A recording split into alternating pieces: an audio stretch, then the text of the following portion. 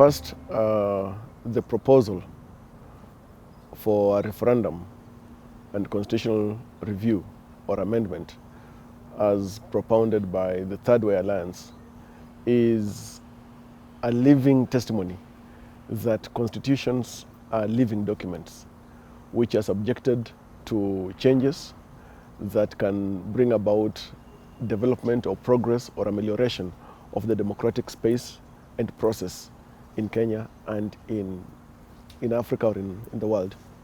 So basically, it speaks to the spirit of the Constitution. And when you look at the approach that the Third Way Alliance took to marshal the 1 million signatures, it is living up to the spirit of the Constitution. The proposals for constitutional amendment by the Third Way Alliance are very stirring and very interesting.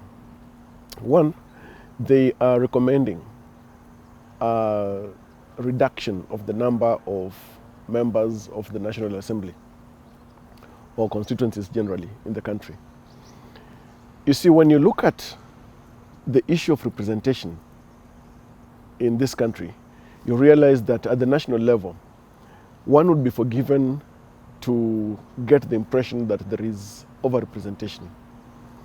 Of the constituencies that we have, question arises, is it possible, is it necessary to reduce the number of constituencies?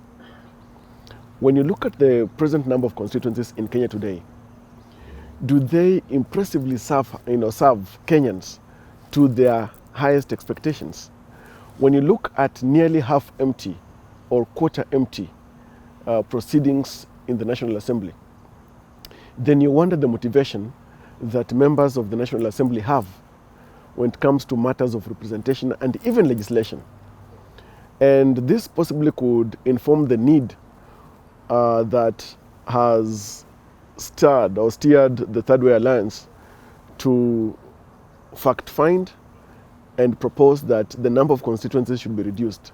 One, informed by the fact that there is the issue of the soaring wage bill in this country at the national level and at the county level.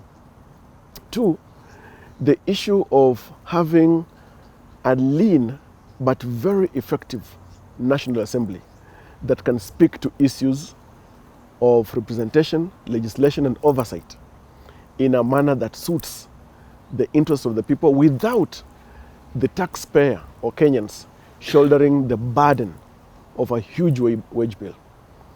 Appreciate too that in the just recent days past, members of the National Assembly have proposed hefty allowances to be increased as part of the perks for every serving member of the National Assembly or member of Parliament. This still contributes to the issue of the soaring wage bill. So if the number of constituencies will be reduced and the issue of nominations and gender aspect or gender parity also looked into, then a nation must not shoulder a huge wage bill in the name of expanding a democratic space.